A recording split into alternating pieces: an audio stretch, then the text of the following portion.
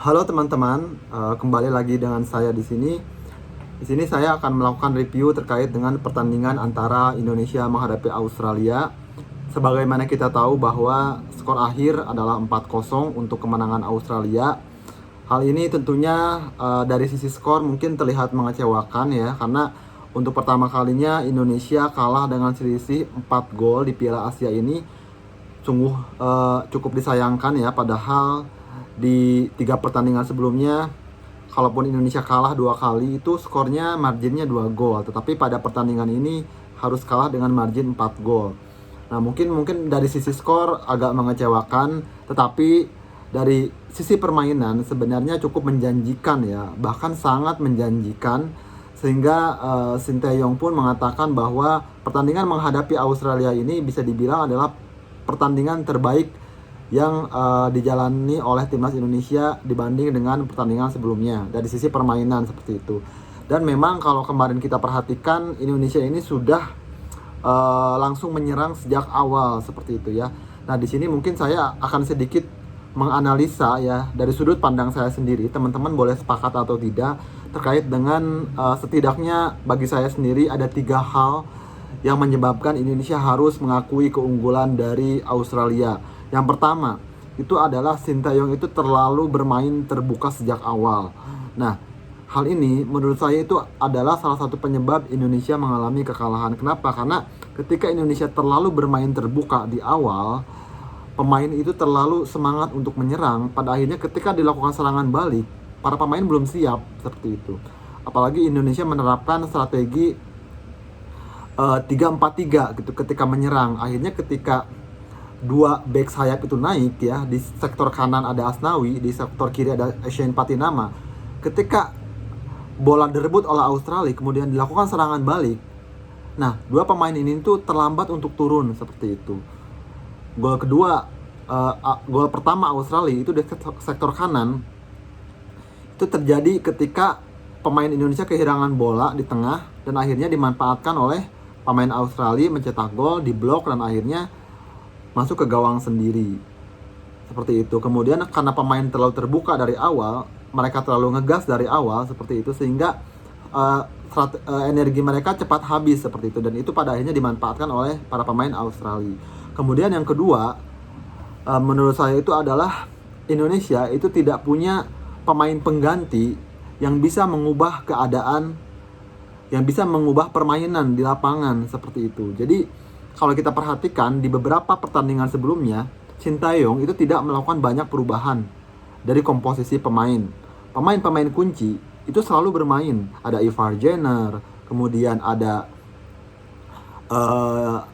yang di tengah itu Justin Hubner, kemudian di depan adalah Rafael Struijk, di sektor sayap itu ada Marcelino sama Yakob Sayuri. Kemudian ketika ada pemain pengganti itu dimasukkan Witan. Jadi pemainnya itu aja gitu. Pemain ini tuh sudah terbaca oleh lawan, dan sulit bagi Sinteyong untuk mengubah keadaan di lapangan ketika dia tidak punya opsi pemain lain yang bisa diharapkan mengubah pertandingan seperti itu. Dan hal ini menunjukkan bahwa pemain pengganti kita itu tidak memiliki kualitas yang sama dengan pemain inti yang bermain di lapangan. Ini disadari oleh Sinteyong ketika pertandingan menghadapi Irak. Dia memasukkan pemain-pemain yang diharapkan bisa mengubah permainan. Di situ ada Mark Locke, di situ ada Ricky Kambuaya, di situ ada Adam Alis. Tapi ternyata memang pemain-pemain tersebut tidak bisa mengubah pertandingan. Akhirnya Sinteyong di pertandingan selanjutnya itu tidak lagi memasukkan pemain-pemain tersebut dan memaksakan pemain yang biasa bermain untuk tetap melanjutkan permainan di lapangan. Nah, hal ini menurut saya menjadi penyebab akhirnya Indonesia dikalahkan oleh Australia. Jadi Sinteyong tidak punya opsi pemain lain yang bisa mengubah permainan.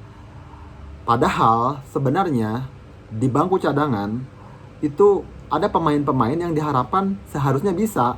Di sektor tengah ada Mark Locke, ada Ricky Kambuaya, ada Adam Alis. Di sektor depan itu ada Hoki Caraka, kemudian ada Dendi Sulistiawan, kemudian ada lagi Dimas Derajat. Ini kan para pemain-pemain yang sebenarnya harus bisa menjadi opsi pelatih untuk mengubah keadaan di lapangan gitu. Tapi mungkin Sintayong sadar bahwa kualitas mereka itu masih jauh di bawah pemain-pemain inti, sehingga dia memaksakan pemain inti bermain, dan akhirnya di menit ke-70 ke atas itu pemain strateginya udah stamina-nya udah turun, ya kan? Dan akhirnya ya Indonesia praktis tidak punya banyak peluang di babak kedua. Akhirnya kebobolan 2 gol kan di menit-menit akhir.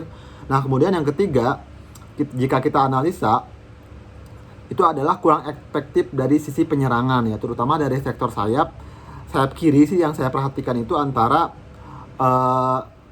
Yakob Sayuri dan Shane Patinama gitu.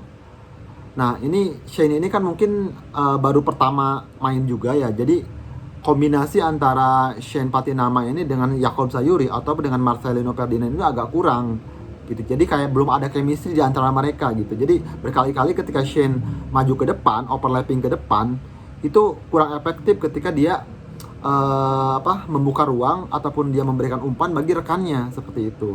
Nah, mungkin ini kedepannya bisa ditingkatkan lagi kekompakannya tentunya ketika mereka udah sering bermain, udah sering main bersama. Mungkin ini kedepannya akan lebih solid lagi seperti itu. Nah, jadi itu teman-teman 3 hal yang menurut saya itu menjadi penyebab kekalahan Indonesia dari Australia.